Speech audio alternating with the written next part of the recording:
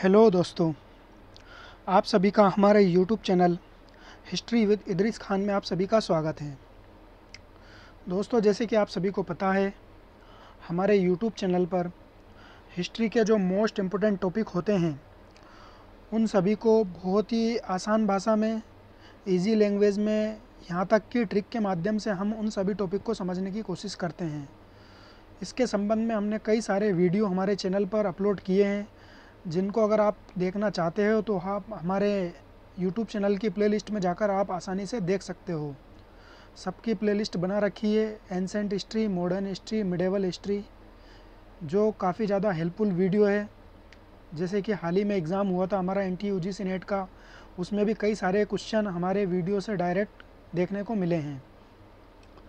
दोस्तों, जैसे कि अभी जून के अंदर जो एग्ज़ाम होने वाला है NT-UGC नेट का, उसके लिए काफ़ी ज़्यादा वीडियो की डिमांड आ रही है और उनको देखते हुए अगले महीने से जो इम्पोर्टेंट टॉपिक हमारे काफ़ी बचे हुए हैं उनको अवेलेबल करवा दिया जाएगा। फ़िलहाल अभी रमज़ान के थोड़ा शेड्यूल की वजह से प्रॉब्लम चल रही है, इस वजह से अभी इम्पोर्टेंट टॉपिक के जो वीडियो हैं वो अपलोड नहीं कर पा रहे हैं। इसी के देखते हुए अभी हाल ही के दिनों में हमने PYQ की सीरीज़, जो हमारे NT-UGC नेट के एग्ज़ाम हुआ है उनके अंदर जो जो क्वेश्चन पूछे गए हैं उनके टॉपिक वाइज, चैप्टर वाइज या ईयर वाइज हम सीरीज स्टार्ट कर रहे हैं, जिसके अंदर आज का हमारा पहला पार्ट 2014 के अंदर जो दिसंबर में एग्ज़ाम हुआ था उसमें कौन कौन से क्वेश्चन पूछे गए थे NT-UGC नेट के अंदर, उन सभी क्वेश्चनों को हम बहुत ही विस्तार के साथ, बहुत ही अच्छी तरीके से समझने की कोशिश करेंगे। उनका राइट आंसर क्या है और किस तरीके से आने वाले एग्ज़ाम में क्वेश्चन पूछे जा सकते हैं, इसके अलावा उसमें क्या क्या ऑप्शन है, इन सभी को हम बहुत ही अच्छी तरीके से डिस्कस करने वाले हैं। तो दोस्तों, अगर आप चैनल पर नए हो तो चैनल को ज़रूर सब्सक्राइब कर ले और बेल आइकन को भी प्रेस कर ले, जिससे आपको आने वाली वीडियो की नोटिफिकेशन बराबर मिलती रहे। तो दोस्तों, बिना समय गंवाए हम चलते हैं हमारी स्लाइड के ऊपर और आपको वीडियो पूरा ज़रूर देखना है, क्योंकि आज का हमारे पार्ट 1 के अंदर हम लगभग 25 क्वेश्चन के ऊपर हम बात करने वाले हैं। ऐसा ही हम पार्ट 2 लेकर आएंगे, जिसके अंदर भी हम 25 क्वेश्चन के ऊपर बात करेंगे। इस तरीके से हम 2 पार्ट में मिलाकर 50 क्वेश्चनों को हम सोल्व करेंगे। तो दोस्तों, हम चलते हैं हमारी स्लाइड के ऊपर। तो दोस्तों, जैसे कि हम यहाँ स्लाइड के ऊपर आ चुके हैं, यहाँ पे हम 2014 के अंदर जो दिसंबर के अंदर एग्ज़ाम हुआ था उस क्वेश्चन पेपर को डिस्कस करने वाले हैं। तो सबसे पहले बात कर लेते हैं हम पहले क्वेश्चन की। बहुत ही ज़्यादा इम्पोर्टेंट क्वेश्चन है और ये इस एग्ज़ाम के अलावा भी कई सारे एग्ज़ामों में ये पूछा जा चुका है। तो सबसे पहले क्वेश्चन हम बात करते हैं दोस्तों, क्वेश्चन नंबर 1 की। 2001 में कहाँ पर पूरा अस्मीकृत मानव शिशु कपाल प्राप्त हुआ है? तो दोस्तों, ये बिल्कुल नया रिसर्च है, नया मतलब इससे पहले के जो क्वेश्चन पूछे जाते थे वो हथनोरा, भीमबेटका या शिवालिक के पहाड़ियों वगैरह के बारे में क्वेश्चन पूछे जाते थे, मगर अब ये 2001 की जो नई रिसर्च है इससे संबंधित ये क्वेश्चन पूछा गया है। तो पहला ऑप्शन है यहाँ पे भीमबेटका, दूसरा यहाँ पे दमदमा, तीसरा ऑप्शन है यहाँ पे हथनोरा और चौथा ऑप्शन है ओंदे। तो दोस्तों, इसका राइट आंसर जो हो जाएगा ये ओंदे हो जाएगा। ये हमारे दक्षिण भारत का पुरातात्विक स्थल है, जहाँ से पूरा अस्मीकृत मानव शिशु कपाल, पूरा कपाल यहाँ से प्राप्त हुआ है और ये बहुत ही ज़्यादा इम्पोर्टेंट क्वेश्चन है। इसके बाद हम बात कर लेते हैं दोस्तों हथनोरा की। तो हथनोरा से भी होमो इरेक्टस नाम का एक यहाँ से मानव का साक्ष्य प्राप्त हुआ है, यहाँ से अस्थियाँ प्राप्त हुई है, जो अरुण सोनकिया ने प्राप्त की थी। दोस्तों, अरुण सोनकिया ने हथनोरा से मानव के साक्ष्य प्राप्त हुए थे और जो मानव का साक्ष्य प्राप्त हुआ था दोस्तों वो होमो इरेक्टस था। और हथनोरा, अगर आपसे पूछा जाए कि हथनोरा किस प्रदेश का स्थल है, तो हथनोरा मध्य प्रदेश के अंदर ये स्थल स्थित है। इसके बाद हम बात कर लेते हैं दोस्तों दूसरा भीमबेटका की। तो भीमबेटका भी मध्य प्रदेश के अंदर स्थल स्थित है। यहाँ से आपको मध्यपूरा पाषाण से लेकर तो मध्यपूरा पाषाण काल से लेकर तो नवपाषाण काल तक के काफ़ी ज़्यादा शैल चित्र यहाँ पे मिलते हैं। सबसे प्राचीनतम अगर शैल चित्र की अगर हम बात करें दोस्तों, तो मध्यपूरा पाषाण काल के शैल चित्र भीमबेटका से प्राप्त होते हैं। दूसरा हम दमदमा की अगर आप बात करें दोस्तों, तो दमदमा जो है यहाँ से हाथी के लटकन का साक्ष्य प्राप्त हुआ है और ये हमारा मध्य पाषाण काल का स्थल है दोस्तों। दमदमा मध्य पूरा पाषाणकालीन स्थल है और यह गंगा घाटी से संबंधित स्थल माना जाता है। तो इस तरीके से हमने चारों ऑप्शन की बात कर ली है दोस्तों। और भीमबेटका की अगर खोज की अगर हम बात करें दोस्तों, तो वी.एस. वाकड़कर ने भीमबेटका की खोज की थी और यहाँ से हथनौरा से अरुण सोनकिया ने प्राप्त किया था। और हमारा इस क्वेश्चन का जो राइट आंसर है दोस्तों, औंधे इसका right answer option number D माना जाएगा। इसके बाद हम अगले क्वेश्चन की बात कर लेते हैं दोस्तों। क्वेश्चन नंबर 2 की बात करते हैं। निम्नलिखित में से किस स्थल से लघु पाषाणिक संदर्भ में एक हाथी दांत का लटकन प्राप्त हुआ था दोस्तों? तो बिल्कुल दोस्तों, हमने अभी बात की थी, जिस क्वेश्चन के बारे में हमने बात की थी वही क्वेश्चन यहाँ पे आगे देखने को मिल गया है। तो देख लेते हैं पहले ऑप्शन हम फिर भी। पहला ऑप्शन यहाँ पे बागोर, दूसरा ऑप्शन यहाँ पे मादहा, तीसरा ऑप्शन यहाँ पे दमदमा और चौथा ऑप्शन सराय नहर राय। तो दोस्तों हमने यहाँ पे बात की थी और वही क्वेश्चन यहाँ पे देखने को मिल गया है। तो दमदमा से जो है राइट यहाँ पे लघु पाषाणिक उपकरण यहाँ से प्राप्त हुआ है हाथी दांत का लटकन। तो ये मध्य पाषाणिक स्थल है, मध्य पूरा पाषाणिक स्थल है दोस्तों, जहाँ से दमदमा से एक हाथी दांत का लटकन प्राप्त हुआ है। दूसरा हम बात कर लेते हैं दोस्तों बागोर की। तो बागोर भी मध्य पाषाणिक स्थल है दोस्तों, मध्य पाषाण काल का। यहाँ से क्या प्राप्त होता है दोस्तों? यहाँ से पालतू पशु के साक्ष्य प्राप्त होते हैं और ये बहुत ही बड़ी साइट मानी जाती है बागोर। और ये राजस्थान के अंदर स्थित है और एक और हमारा मध्य प्रदेश के अंदर जो स्थित है वो आपको कमेंट्स करके बताना है दोस्तों। इसके बाद महादाह से अगर हम बात करें दोस्तों, तो यहाँ से हड्डियों के कई सारे औजार प्राप्त होते हैं और महादाह से ही आपको बूचड़खाने के साक्ष्य प्राप्त होते हैं। सराय नहर राय की बात अगर हम बात करें दोस्तों, तो यहाँ से भी हड्डियों के साक्ष्य प्राप्त होते हैं और इसके अलावा यहाँ से आपको मानव आक्रमण का या मानव नरसंहार का आपको साक्ष्य प्राप्त होता है। तो ये सारी साइटें दोस्तों मध्य पूरा पाषाण काल की है और ये वाली साइट जो है आपको मध्य पाषाण काल की है। और हमारा इस क्वेश्चन का जो राइट आंसर है वो दमदमा माना जाएगा। इसके बाद हम आगे बात कर लेते हैं दोस्तों क्वेश्चन नंबर 3 की। क्वेश्चन नंबर 3 भी काफ़ी अच्छा क्वेश्चन है दोस्तों। तो यहाँ पे आपको कथन कारण वाला क्वेश्चन है। तो यहाँ पे कथन दिया गया है, हड़प्पा संस्कृति के जो लोग हैं वो हल आधारित कृषि का ज्ञान था। मतलब हड़प्पा संस्कृति के जो लोग थे उनको हल से जो कृषि होती है उसका ज्ञान था। इसका कारण देख लेते हैं दोस्तों। कारण दिया गया है, बनवाली से प्रौढ़ हड़प्पा स्तरीय हल्का पक्की मिट्टी का एक नमूना प्राप्त हुआ है। तो दोस्तों बिल्कुल सही बात है ये भी।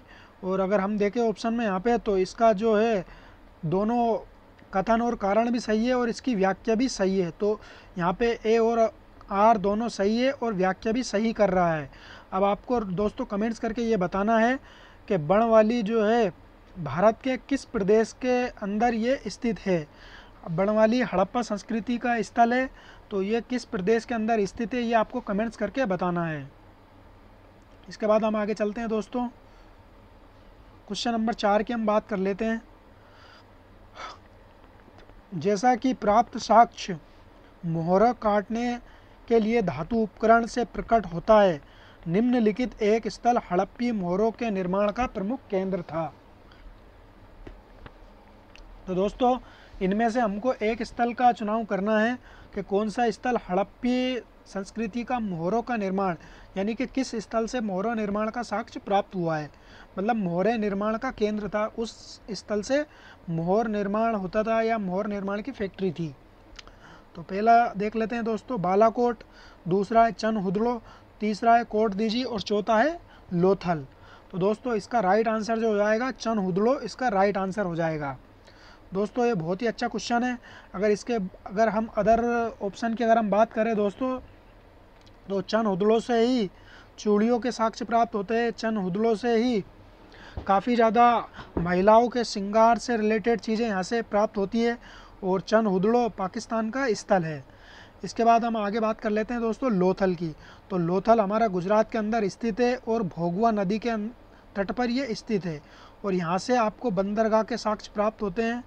और लोथल ही एकमात्र एक ऐसा स्थल है दोस्तों जहाँ से जो घर मिले हैं उनके दरवाजे मेन सड़क की तरफ खुलते हैं। बाकी जितने भी जो स्थल है उन सभी के दरवाजे गलियों की तरफ खुलते हैं, बाकी लोथल के दरवाजे मेन सड़क की तरफ खुलते हैं। इसके अलावा आपको मेहराबदार नाली और सीढ़ीदार नालियों के साक्ष्य भी लोथल से प्राप्त होते हैं। और एस.एन. राव ने जो है लोथल की खोज की थी दोस्तों। इसके बाद हम लोथल और बालाकोट सीप निर्माण का उद्योग माना जाता है दोस्तों। मन का निर्माण का उद्योग बालाकोट को माना जाता है। इसके बाद हम आगे चलते हैं दोस्तों, क्वेश्चन नंबर 5 की बात कर लेते हैं। निम्नलिखित में से किन वैदिक नदियों के स्थान अफगानिस्तान में निर्धारित किए गए हैं? मतलब इन 4 नदियों में से कौन सी नदियाँ अफगानिस्तान के अंदर बहती थी? ऋग्वैदिक कालीन नदियाँ है दोस्तों। सबसे पहले बात कर लेते हैं अस्कनी, दूसरी है कुबा, तीसरी है क्रुमु और चौथी है सतुद्री। तो दोस्तों इसका राइट आंसर हो जाएगा हमारा, इसका राइट आंसर हो जाएगा दोस्तों ऑप्शन नंबर बी, कुबा और क्रुमु जो नदियाँ थी दोस्तों, ऑप्शन नंबर बी। तो कुबा और क्रुमु जो नदियाँ थी दोस्तों, ये अफ़गानिस्तान के अंदर बहती थी। और सतलज जो नदी थी हमारी, ये पंजाब के अंदर बहती है। सतुद्री का नाम सतलज है, सतलज को ही सतुद्री कहा गया है दोस्तों। तो ये हमारी पंजाब के अंदर बहती है। और अस्कनी जो है ये भी हमारी, अस्कनी चिनाब को कहा गया है दोस्तों, ये हमारी पंजाब और जम्मू कश्मीर के अंदर बहती है। इसके बाद हम आगे चल लेते हैं दोस्तों, क्वेश्चन नंबर 6 की बात कर लेते हैं।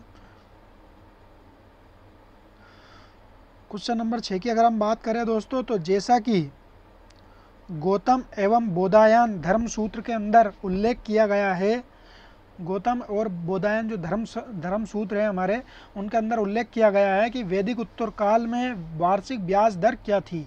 तो वार्षिक ब्याज दर के बारे में पूछा गया है दोस्तों। वार्षिक ब्याज दर क्या थी? ऑप्शन नंबर 1 है हमारा 10%, दूसरा है हमारा 12%, तीसरा है हमारा 15% और चौथा है हमारा 20%। तो दोस्तों इसका राइट आंसर हो जाएगा ऑप्शन नंबर सी, 15% ब्याज दर थी। यह हमारा राइट आंसर माना जाएगा दोस्तों।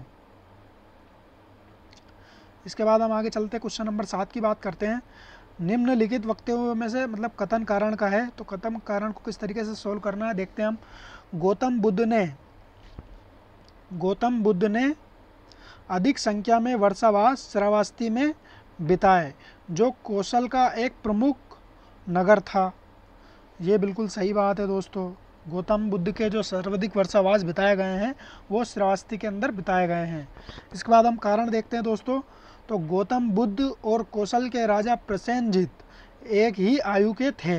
तो दोस्तों बात तो ये भी सही है। अगर हम देखें तो ए ऑप्शन में क्या दिया गया है, ए और आर दोनों सही है और ए आर की सही व्याख्या है। तो दोस्तों ए और आर दोनों सही तो है मगर व्याख्या नहीं कर रहा है, तो ये हमारा गलत हो जाएगा। इसके बाद दूसरा देखते हैं, ए और आर दोनों सही है किंतु ए आर की सही व्याख्या नहीं है। तो दोस्तों ये बिल्कुल सही माना जाएगा ऑप्शन नंबर बी, क्योंकि गौतम बुद्ध ने सर्वाधिक वर्षावास श्रावस्ती के अंदर तो बिताए हैं, मगर उसका रीज़न ये नहीं था कि जो कौशल के राजा प्रसेनजित थे वो समान आयु के थे।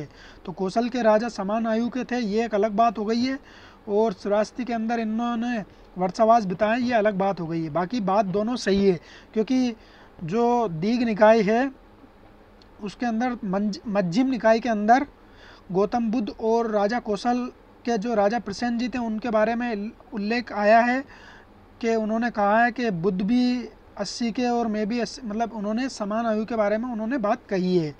इस तरीके की बात मध्यम निकाय के अंदर देखने को मिलती है। तो हमारा इसका right answer option number B माना जाएगा।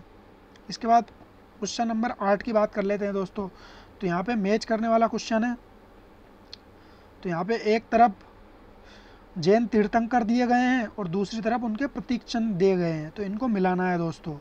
तो बिल्कुल ईजी क्वेश्चन है, क्योंकि इसका तो हमने वीडियो भी बनाया है। तो देख लेते हैं दोस्तों किस तरीके से इनको मिलाना है। तो महावीर है, मल्लीनाथ है, पार्श्वनाथ है और शांतिनाथ है। तो दोस्तों महावीर को कहीं नहीं मिलाना है, महावीर को हमको चिन्ह से मिलाना है। तो ए का 2, मल्लीनाथ को जल कलश से मिलाना है, बी का 4, पार्श्वनाथ का सर्प से मिलाना है और शांतिनाथ का मृग से मिलाना है।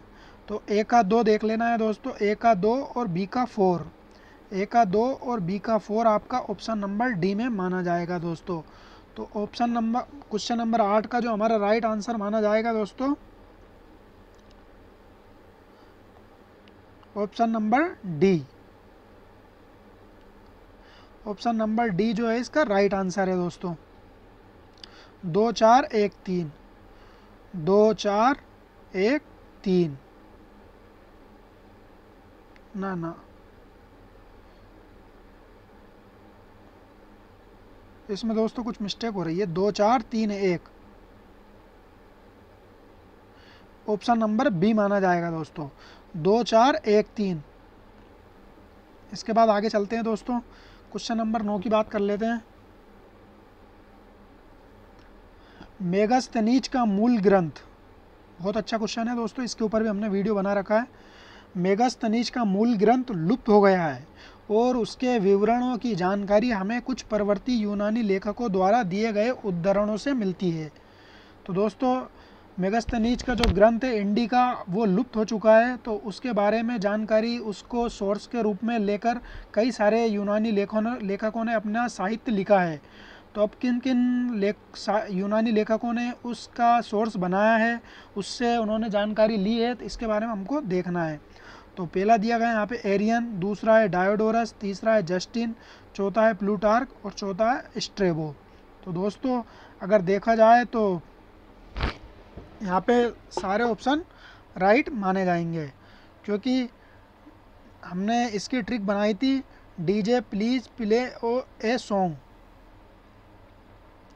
DJ please play a song.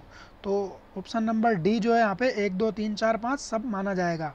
तो डीजे प्लीज ए सॉन्ग किस तरीके से अप्लाई करना है यहाँ पे, डी से डायोडोरस, जे से जस्टिन और प्ले से हमारा प्लूटार्क, ए से हमारा एरियन और सॉन्ग से हमारा स्ट्रेबो। तो 1 2 3 4 5 इसका राइट आंसर माना जाएगा। इसके बाद क्वेश्चन नंबर 10 की बात कर लेते हैं दोस्तों। निम्नलिखित में से कौन सा एक युग्म सही नहीं है। तो दोस्तों ऑप्शन नंबर इसका देख लेते हैं कौन सा सही नहीं है दोस्तों। तो पहला है यहाँ पे चरसद्दा का पुष्कलावती, सिरकप का तक्षशिला, नागार्जुनी कोंडा का धान्य कटक और ताम्लुक का ताम्रलिप्ति। तो दोस्तों इसमें कौन सा ऑप्शन गलत है ये आपको कमेंट्स करके बताना है। बहुत ही इजी क्वेश्चन है, ये कई सारी बुक के अंदर दिया गया है। ये पुराने नाम है और ये हमारे आधुनिक नाम के साथ मिलाना है, मतलब आधुनिक नाम नहीं है ये भी, पर ये भी पुराने ही नाम है। तो इनको आपको मैच करके और कौन सा इसके अंदर गलत है ये आपको कमेंट्स करके बताना है दोस्तों। इसके बाद क्वेश्चन नंबर 11 की बात कर लेते हैं। निम्नलिखित में से कौन संगमकालीन पांड्यों के प्रमुख नगर पत्तन थे दोस्तों। तो पांड्य राज्य के पत्तन कौन से थे ये आपको देखना है। तो पहला दिया गया यहाँ पे कोरके, दूसरा यहाँ पे मदुरै, चौथा यहाँ पे पुहार और चौथा है यहाँ पे उरेयूर। तो इसका राइट आंसर हो जाएगा दोस्तों कोरके और मदुरै। तो ऑप्शन नंबर 1 जो है इसके राइट आंसर माना जाएगा। 1 और 2 पुहार अगर माना जाएगा दोस्तों तो पुहार हमारा चोलकालीन बंदरगाह था जो पूर्वी तट पर स्थित है, और उरेयूर भी हमारा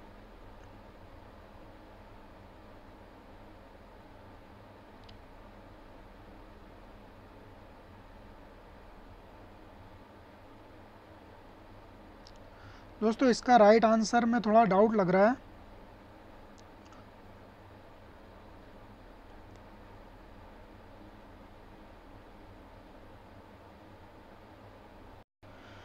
तो इसका राइट आंसर जो है 1 और 2 माना जाएगा, क्योंकि उरेयूर जो बंदरगाह है, कोरके और मदुरा जो बंदरगाह है ये पांड्य राज में स्थित है, और पुहार जो बंदरगाह है हमारा ये हमारा चोल राज्य का बंदरगाह है। इसके बाद उरेयूर भी है तो ये भी हमारा चोल राज्य का बंदरगाह है। ये दोनों बंदरगाह जो है पांड्य राज्य में स्थित थे, कोरके और मदुरै। इसके बाद हम आगे चलते हैं दोस्तों, क्वेश्चन नंबर 12 की बात कर लेते हैं। पूर्वी भाग पर दिए गए राजा के नाम के अनुरूप देवता का पृष्ठ भाग पर अंकन कहाँ के सिक्कों का विशेष लक्षण था। तो ऑप्शन दिया गया यहाँ पे अयोध्या, दूसरा यहाँ पे कौशाम्बी, तीसरा यहाँ पे पद्मावती और चौथा यहाँ पे पांचाल। तो दोस्तों इसका राइट आंसर हो जाएगा पांचाल। ऑप्शन नंबर डी इसका राइट आंसर माना जाएगा। इसके बाद हम आगे चलते हैं दोस्तों, क्वेश्चन नंबर 13 की बात कर लेते हैं। कुषाण वंश के देवकुल, बहुत अच्छा क्वेश्चन है दोस्तों।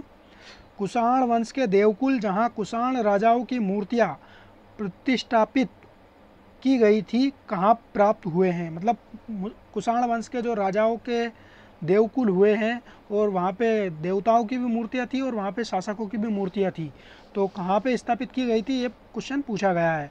तो पहला दिया गया यहाँ पे माट, दूसरा है जालंधर, तीसरा यहाँ पे करातोप और चौथा है ये सुर्खकोटल।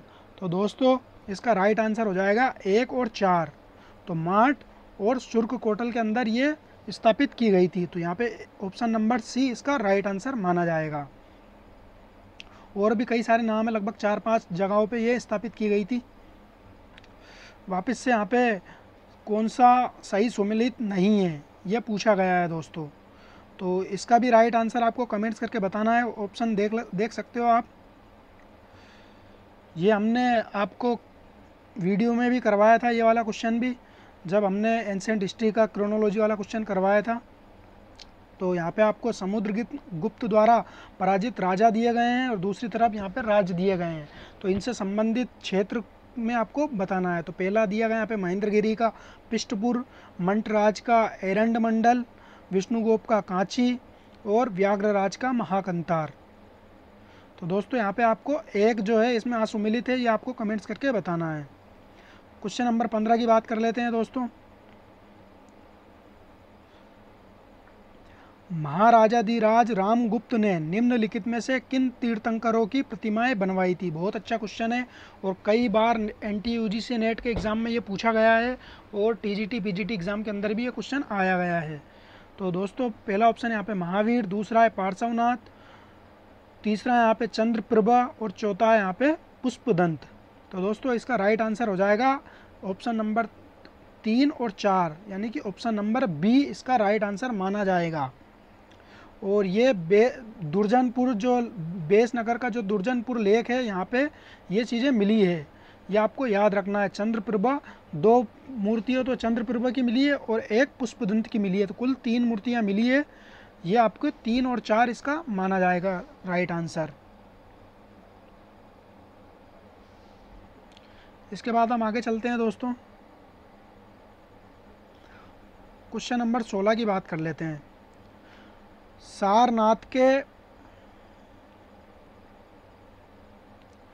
सारनाथ से प्राप्त कुमारगुप्त के लेख की तिथि वर्ष 154 दी है। निम्नलिखित में से कौन इसका समान वर्ष होगा। समान वर्ष मतलब दोस्तों आपको इस तरीके से इसको डिफाइन करना है, क्योंकि 154 तो इन्होंने वर्ष दिया है, मगर गुप्त वंश के हिसाब से इन्होंने ये 154 दिया है, मगर गुप्त वंश की शुरुआत 319 BC में शुरू हुई थी। तो 319 BC में आपको 154 ऐड करना है, तो इस हिसाब से इसका राइट आंसर हो जाएगा ऑप्शन नंबर डी। 473 जो है इसका ऑप्शन नंबर डी इसका माना जाएगा। इसके बाद आगे चलते हैं दोस्तों, क्वेश्चन नंबर 17। भीनमाल किस खगोलविद के जन्म स्थान के रूप में जाना जाता है।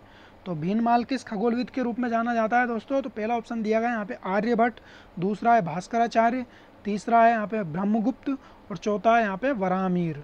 तो दोस्तों इसका राइट आंसर हो जाएगा ब्रह्मगुप्त। तो इसका राइट आंसर ब्रह्मगुप्त माना जाएगा। इसके अलावा दोस्तों अगर आपसे क्रोनोलॉजी में अगर ये क्वेश्चन पूछ लिया जाता तो इसका क्रोनोलॉजी ऑर्डर इस तरीके से यहाँ पे सोल्व करना रहता। तो सबसे पहले यहाँ पे आर्यभट्ट आते, फिर उसके बाद यहाँ पे वराहमिहिर आते, फिर यहाँ पे ब्रह्मगुप्त आते और चौथे पे भास्कराचार्य आते हैं। मतलब 1, 2, 3 और 4 इस तरीके से दोस्तों एक क्रोनोलॉजी ऑर्डर था। कई सारे एग्जामों में क्रोनोलॉजी ऑर्डर भी इनका पूछा जाता है।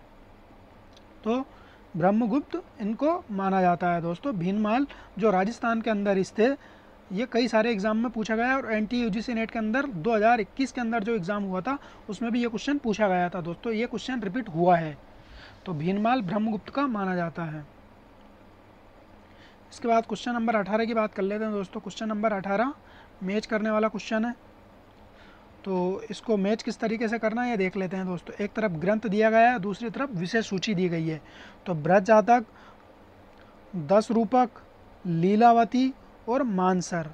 तो दोस्तों और इधर दे दिए गए हैं उनके विषय, वास्तुशिल्प, ज्योतिष, नाट्यशास्त्र और गणित। तो यहाँ पे अगर हम देखें दोस्तों, बृहत जातक का जो संबंध है, इनका संबंध ज्योतिष से था। और 10 रूपक का जो संबंध है ये नाटक है दोस्तों, नाट्यशास्त्र पे लिखी गई पुस्तक है। लीलावती का अगर संबंध अगर देखा जाए दोस्तों तो ये गणित से संबंधित है। और मानसार का अगर संबंध देखा जाएगा तो ये वास्तुशिल्प से संबंधित था। तो दोस्तों ए का 2, बी का 3, ए का 2, बी का 3, तो ऑप्शन नंबर बी इसका राइट आंसर माना जा सकता है। तो दोस्तों ऑप्शन नंबर बी इसका राइट आंसर है। इसके बाद आगे चलते हैं, क्वेश्चन नंबर 19 की बात कर लेते हैं दोस्तों। निम्नलिखित में से कौन सा शैलकृत मंदिर स्थापत्य कला का एक उदाहरण है? बहुत अच्छा क्वेश्चन है और कई सारे एग्जामों में ये क्वेश्चन पूछा गया है। तो पहला ऑप्शन देख लेते हैं, कांची का कैलाशनाथ मंदिर। दूसरा है तंजौर का राजराज मंदिर। तीसरा है यहाँ पे एलोरा का कैलाश मंदिर। और चौथा है जगन्नाथ का, पुरी का जगन्नाथ मंदिर। तो दोस्तों इसका राइट आंसर हो जाएगा एलोरा का कैलाशनाथ मंदिर, जो कृष्ण प्रथम ने, राष्ट्रकूट शासक था कृष्ण प्रथम ने इसका निर्माण कार्य करवाया था दोस्तों। ये इन्होंने शुरू करवाया था, बाकी बना बहुत दिनों में जाके। इसके बाद हम देख लेते हैं दोस्तों कांची का कैलाशनाथ मंदिर। तो कांची का कैलाशनाथ मंदिर नरसिंह वर्मन द्वितीय जो थे, जिन्होंने राज सिंह शैली में कांची का कैलाशनाथ मंदिर का निर्माण करवाया था। और तंजौर के बृहदेश्वर मंदिर का अगर निर्माण अगर देखा जाए तो राजराज प्रथम ने इसका निर्माण करवाया था, जिसको बृहदेश्वर मंदिर भी कहा जाता है। और एक और बृहदेश्वर मंदिर का निर्माण करवाया था दोस्तों गंगैकोंड चोलपुरम में, वो राजेंद्र प्रथम ने करवाया था, जो राजराज प्रथम का पुत्र था। इसके बाद दोस्तों पुरी का जगन्नाथ मंदिर का निर्माण किसने करवाया था, ये आपको कमेंट्स करके बताना है। क्वेश्चन नंबर 20 की बात कर लेते हैं दोस्तों। इनको क्रोनोलॉजी में सजाना है दोस्तों, पूर्वतम से आरंभ करके निम्नलिखित धर्मशास्त्र के लेखकों को कालक्रम में व्यवस्थित करना है दोस्तों। तो पहला दिया यहाँ पे चंडेश्वर, दूसरा यहाँ पे हेमाद्री, तीसरा है लक्ष्मीधर और चौथा है यहाँ पे मित्र। अगर हम क्रोनोलॉजी अगर सजाएंगे दोस्तों तो सबसे पहले यहाँ पे लक्ष्मीधर आएंगे, लक्ष्मीधर के बाद दोस्तों यहाँ पे हेमाद्री आएंगे, इसके बाद दोस्तों चंडेश्वर आएंगे और इसके बाद मित्र आएंगे। तो ये इसका राइट आंसर हो जाएगा। तो 3 सबसे पहले किस में दिखाई दे रहा है, ऑप्शन नंबर सी इसका राइट आंसर माना जाएगा दोस्तों। इसके बाद आगे चलते हैं, क्वेश्चन नंबर 21 की बात कर लेते हैं। विक्रमादित्य की बड़ी रानी, ये विक्रमादित्य जो है ये चालुक्य वंश के शासक है दोस्तों। विक्रमादित्य की बड़ी रानी लोक महादेवी ने कांची के पल्लवों पर राजा के 3 बार विजय प्राप्त करने की स्मृति में किस मंदिर का निर्माण करवाया था? बहुत अच्छा क्वेश्चन है और कई बार ये क्वेश्चन पूछा गया है, कम से कम 8 से 10 बार एनटीए यूजीसी नेट के एग्जाम में ये पूछा गया है। तो बार बार आने वाला क्वेश्चन है दोस्तों, ये आपको याद रखना है हर तरीके से। तो सबसे पहला क्वेश्चन ऑप्शन दिया गया यहाँ पे कांची का कैलाशनाथ मंदिर, तो ये तो नहीं होगा क्योंकि ये पल्लव शासकों ने बनवाया। एहोल का कोंतागुड़ी मंदिर, तो ये भी नहीं होगा, ये भी गलत है। पट्टडकल का संगमेश्वर मंदिर, ये भी नहीं होगा। पट्टडकल का विरूपाक्ष मंदिर, तो ऑप्शन नंबर डी जो है इसका राइट आंसर माना जाएगा दोस्तों, क्योंकि पट्टडकल का विरूपाक्ष मंदिर इन्होंने बनवाया था दोस्तों, जो लोक महादेवी थी इन्होंने बनवाया था। एक और मंदिर बनता है दोस्तों त्रिलोकेश्वर मंदिर पट्टडकल के अंदर, जो इनकी दूसरी रानी होती है, इनकी बहन लोक महादेवी की छोटी बहन होती है त्रिलोक की महादेवी, वो त्रिलोकेश्वर नाम से एक मंदिर बनवाती है, वो भी पट्टडकल के अंदर बनता है। तो इसका राइट आंसर हमारा ऑप्शन नंबर डी सही है। इसके बाद आगे चलते हैं दोस्तों, क्वेश्चन नंबर 22 की बात कर लेते हैं।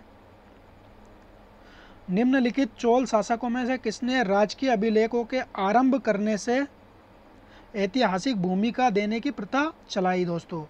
तो यहाँ पे ऑप्शन नंबर 1 दिया गया है सुंदर चोल, दूसरा यहाँ पे उत्तम चोल, तीसरा यहाँ पे राजराज, चौथा यहाँ पे राजेंद्र प्रथम। तो दोस्तों इसका राइट आंसर माना जाएगा राजराज प्रथम ने जो है ऐतिहासिक भूमिका प्रदान करने की प्रथा चलाई थी।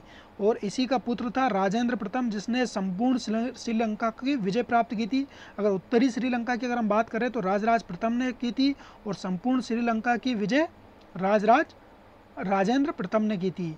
और अगर हम यहाँ पे अगर हम सिक्कों की अगर हम बात करें तो चोलकालीन अगर सिक्कों की अगर बात करें तो सबसे प्राचीनतम सिक्के अगर किसी के प्राप्त होते हैं तो वो उत्तम चोल के सिक्के प्राप्त होते हैं। इसके बाद क्वेश्चन नंबर 23 की बात कर लेते हैं। नाना देशी, यहाँ पे श्रेणियों के बारे में क्वेश्चन दिया गया है। कथन, नाना देशी समुदाय जो एक बड़ा व्यापारिक संघ था, विभिन्न देशों में भ्रमण करने का दावा करता था।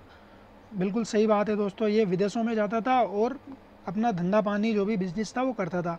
इसके बाद कारण में दिया गया, पागन से प्राप्त एक अभिलेख में विदित होता है कि नाना देशी समुदाय ने उत्तर बर्मा के उसके दूरस्थ नगर में एक विष्णु मंदिर की स्थापना की थी। तो दोस्तों ये बात भी बिल्कुल सही है।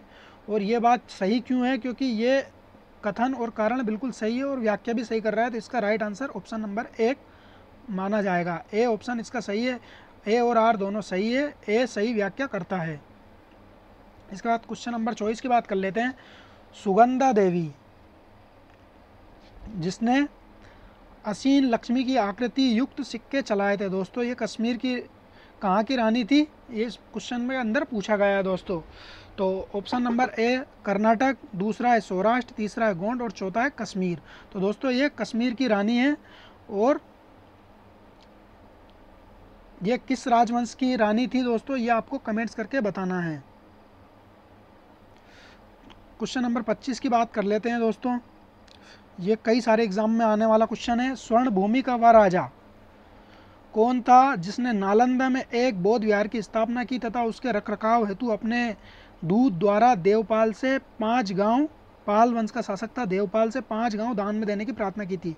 ऑप्शन नंबर 1 है धरणींद्र, दूसरा यहाँ पे संग्राम धनंजय, तीसरा यहाँ पे बालपुत्र देव और चौथा है यहाँ पे चूड़ामणि वर्मन। तो दोस्तों इसका राइट आंसर हो जाएगा बालपुत्र देव, जो 2021 के अंदर जो एग्जाम हुआ था उसके अंदर भी ये क्वेश्चन पूछा गया है और कई बार ये एग्जाम में पूछा गया, लगभग 5 से 7 बार ये NTUGC नेट के अंदर आया है। तो दोस्तों आज का वीडियो हम यहीं समाप्त करते हैं। 25 क्वेश्चन हमने कर लिए। अब आगे वाला जो पार्ट 2 आएगा उसके अंदर हम अगले 25 क्वेश्चन कंप्लीट कर लेंगे, जिससे हमारा पूरा पेपर कंप्लीट हो जाएगा। और दोस्तों अगर आपको वीडियो अगर पसंद आया है तो वीडियो को लाइक ज़रूर करें, शेयर करें, और अगर आपसे जो भी क्वेश्चन पूछे गए हैं उनको आप कमेंट्स करके ज़रूर उसका आंसर दें। आने वाली वीडियो के लिए आपको चैनल को सब्सक्राइब कर ले, बेल आइकन को प्रेस कर ले, और भी कई सारे वीडियो जो डले हुए हैं उनको देखने के लिए आप प्लेलिस्ट में जाकर आप देख सकते हो। और आप हमारे टेलीग्राम चैनल को भी ज्वाइन कर सकते हो। इतिहास का किला नाम से आप सर्च करके, इतिहास का किला नाम से आप सर्च कर सकते हो, जहां आपको कई सारे इतिहास से रिलेटेड कंटेंट आपको अवेलेबल करवा दिए जाते हैं। तो दोस्तों वीडियो को यहीं समाप्त करते हैं। थैंक यू, धन्यवाद।